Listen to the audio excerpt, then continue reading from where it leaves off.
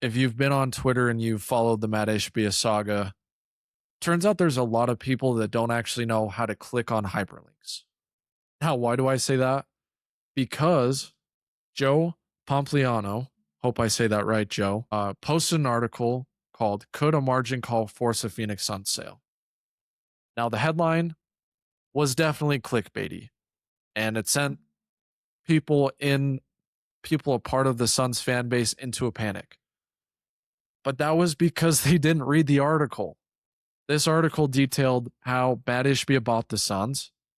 He borrowed billions from JP Morgan, and he used shares of his mortgage company, United Wholesale Mortgage, as collateral. And it avoided the reason why he did this, according to the article, is it allowed him to avoid selling large amounts of UWM stock and losing voting control or triggering capital gains taxes. Now, because of this, there's a margin call risk. So the bank, if the stock falls in value, they can issue a margin call. They may demand additional stock or cash. If the borrower cannot provide more collateral, the bank can sell the pledged shares to recover its money. Forced selling can push the stock price even lower. So people see this article headline, they look, maybe they read the first couple of paragraphs and they're like, oh no, we're doomed. Matt Ishbia is going to have to sell the franchise.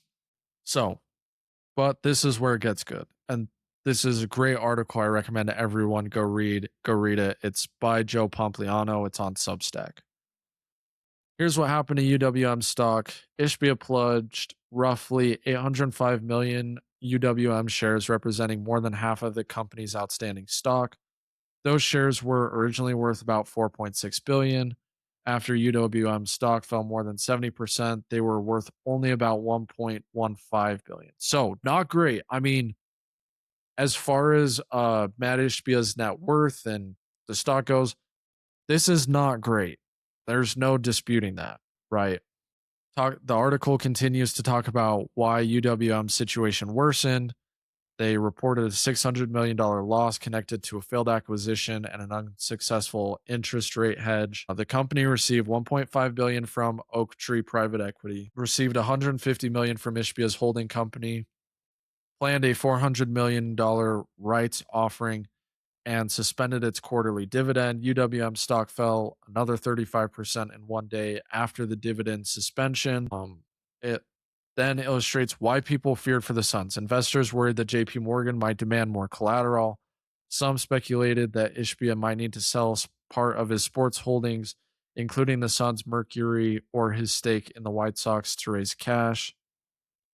But Joe thinks Ishbia won't have to sell the Suns.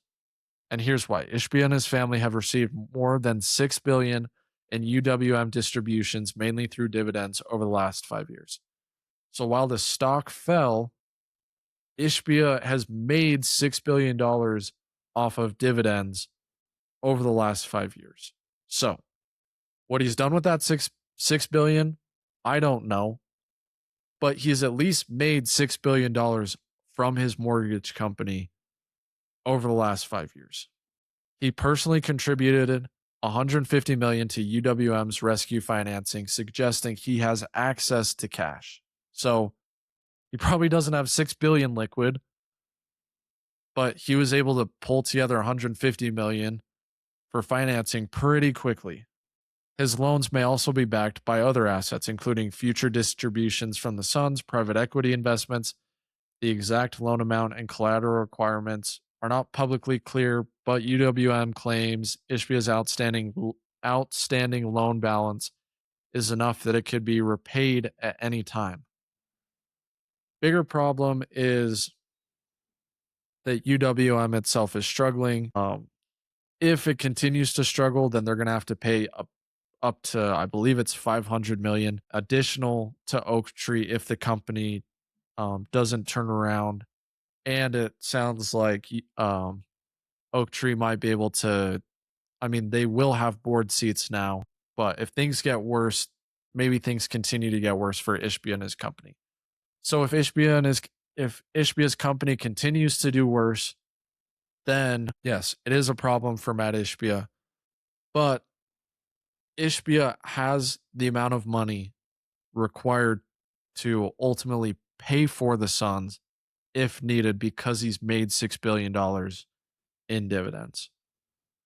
So it's not a five alarm fire right now for Matt Ishbia for the Suns. Sound UWM and Ishbia are saying that the loans are low enough that they can be repaid at any time. So as long as Ishbia's been smart financially, he could buy the Suns outright from the loans at any point, according to this article, if everything in this article is up to date and accurate. So Ishbia not in trouble yet, but it is definitely something to monitor going forward. But I think the most important takeaway from this is, guys, if you see an inflammatory headline, click and read the actual article before you jump to immediate conclusions, because in this article, Joe says he doesn't think that Matt Ishbia's future owning the Suns is in jeopardy right now. Could it one day be in the future? Yeah, we'll have to. We didn't think we were going to have to monitor UWM. At least we didn't want to, but we're going to have to start monitoring it now. If it makes a quick turnaround, all is well. We'll be just fine. If not, we're going to have to see how Ishbia decides to run the Suns. If he maybe he starts charging more, giving less to the community. If that happens, then we'll know that Ishbia is in financial trouble. He'll start acting the same way Robert Sarver did. But until then, I think as a Suns fan, just sit back, cheer on the Suns. Hopefully, this new core can win some basketball games. And as I predicted last podcast, I think they'll win even more games this season, barring injuries.